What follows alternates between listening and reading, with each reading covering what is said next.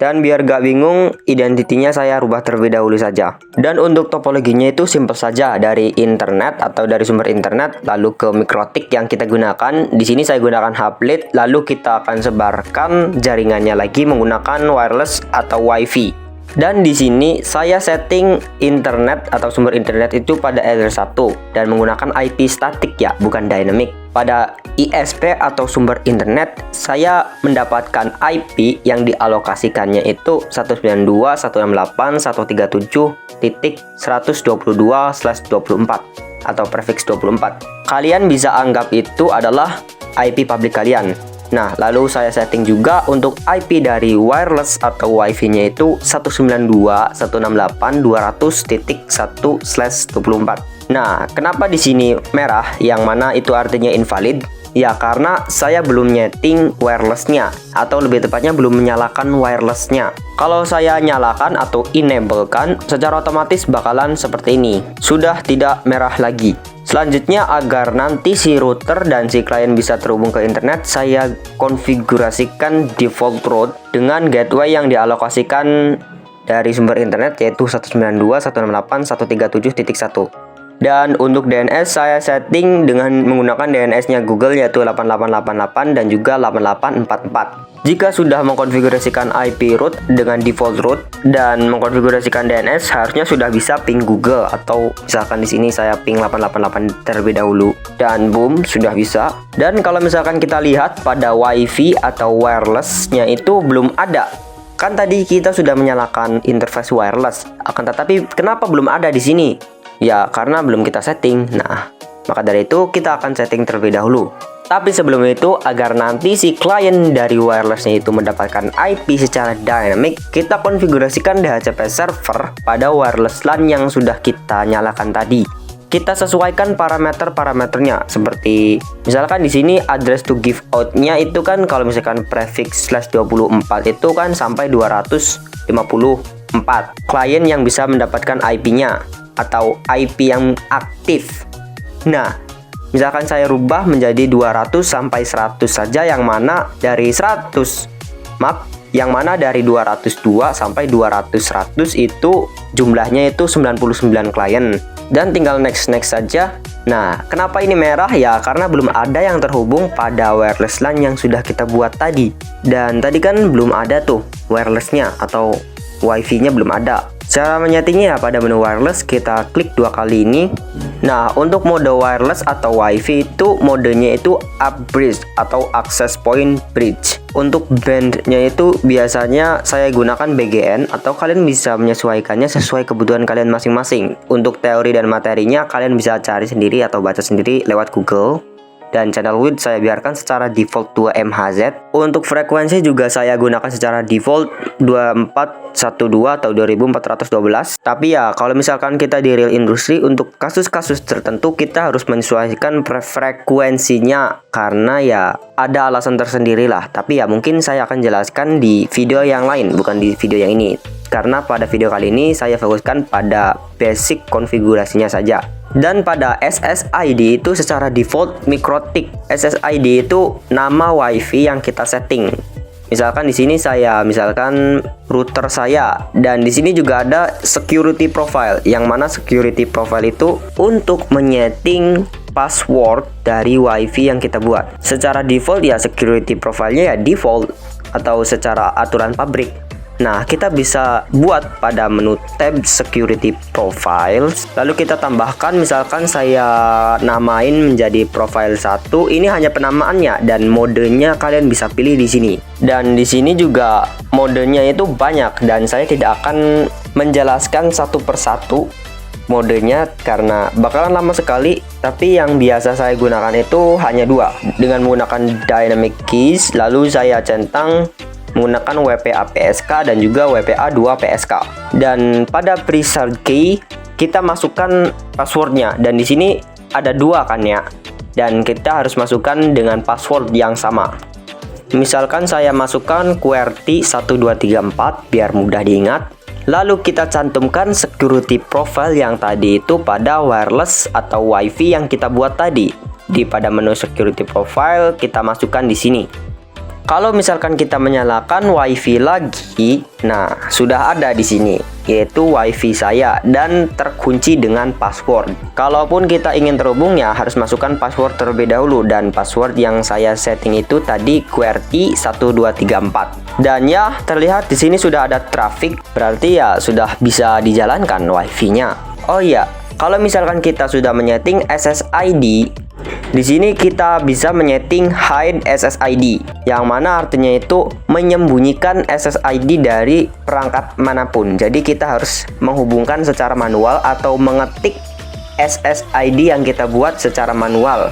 Ya, tentunya dengan alasan keamanan. Karena kan nanti tidak terlihat dan orang yang ingin masuk pada WiFi yang sudah kita buat itu tidak tahu SSID-nya, ya gak bakalan bisa connect. Nah, di sini statusnya kita sudah connect nih, akan tetapi no internet. Karena apa? Karena kita belum menyeting NAT-nya. Pada menu IP firewall NAT, nah di sini kita masukkan chain-nya itu search NAT, out interface-nya itu either satu yang mengarah sumber internet, dan SRC address atau source address kita bisa masukkan IP dari network yang sudah kita setting tadi. Kan tadi itu 192.168.200.1 itu digunakan untuk gateway. Nah, kita masukkan IP network di sini. Tujuannya apa? Agar nanti NAT yang kita buat ini itu dikhususkan untuk WiFi saja. Lalu jangan lupa actionnya itu masquerade. Dengan seperti ini klien atau WiFi kita sudah bisa mengakses internet. Kalau misalkan kita lihat di sini itu saya mendapatkan IP 192.168.200.100. Dan di sini akan saya coba konekkan via handphone yang saya gunakan di sini. Dan kalau misalkan kita centang tadi hide SSID atau sembunyikan SSID, kita harus menambahkan jaringan secara manual di sini.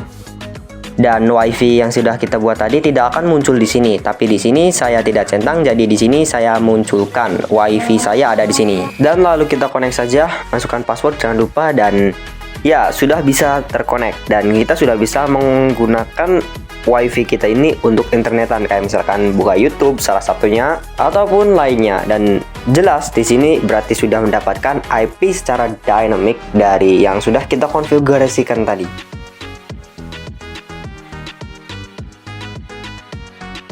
Nah, di sini kan posisinya kita sudah mengkonfigurasikan wireless atau WiFi kita. Nah, di sini kita selanjutnya mengkonfigurasikan hotspotnya agar nanti setiap klien harus login terlebih dahulu. Misalkan di sini kita buat IP hotspot, misalkan. Nah, pada menu server kita bisa meng-add-nya atau bisa meng-setup-nya secara mudah. Dan pada video kali ini kita konfigurasikan secara setup saja biar lebih mudah. Lalu kita sesuaikan parameter-parameternya seperti interface. Lalu di sini juga ada nih local address of network dan masquerade network. Kalau kita centang masquerade network, secara otomatis bakalan tersedia NAT, tentunya NAT baru yang akan ditambahkan untuk hotspot. Jadi khusus untuk hotspot. Selanjutnya next saja, dan untuk DNS name-nya itu bebas. Misalkan di sini saya konfigurasikan z.id misalkan. Lalu by default itu hotspot lokal usernya itu admin, dan nanti kita juga bisa membuatnya sendiri. Dan passwordnya bebas. Di sini saya kosongkan saja. Dan pada menu users, di sini ada user admin yang sudah kita buat tadi dengan profilnya itu default dan servernya all. Misalkan kita ingin melimit atau membatasi data yang dikirimkan pada setiap user, kita bisa membuatnya pada user profiles. Misalkan di sini saya contohkan limit capsec. Ini khusus untuk kepala sekolah dengan rate limit itu misalkan 512k atau KB ya, /512k, yang mana ini artinya itu upload dan downloadnya itu sama 512k. Dan di sini saya buat lagi untuk guru. Untuk guru saya buat 256k misalkan di sini. Dan untuk siswa, khusus siswa itu 128k. Ya, meskipun di sini ada parameter-parameter lain, tapi ya untuk dasarnya itu hanya nama dan juga rate limit misalkan ingin melimit atau membatasi. Selanjutnya kita buat user. Tentunya pada menu user. Nah, di sini kita bisa tambahkan, kan defaultnya itu admin. Tadi kan kita buatnya admin. Kita bisa nonaktifkan user ini nih. Dan kita buat misalkan kepala sekolah dengan passwordnya 123. Dan kita masukkan user profile yang sudah kita buat tadi di sini. Dan servernya di sini itu AL ya, karena menurut saya agar untuk dasarnya saja servernya AL. Kalau misalkan ingin dispesifikkan juga kalian bisa sih, tapi ya saya biarkan saja secara default yaitu AL, yang mana itu artinya semua server. Lalu saya buat guru dengan password 456 dan profilnya limit guru, dan saya buat lagi siswa dengan passwordnya 789 dan profilnya limit siswa. Nah, di sini juga kita bisa menghilangkan cookie-nya pada menu server profiles. Lalu kita pilih hotspot server yang sudah kita buat itu hsproof 1 dengan DNS namanya ZID. Di sini kita hilangkan cookie-nya, login-nya ya di sini.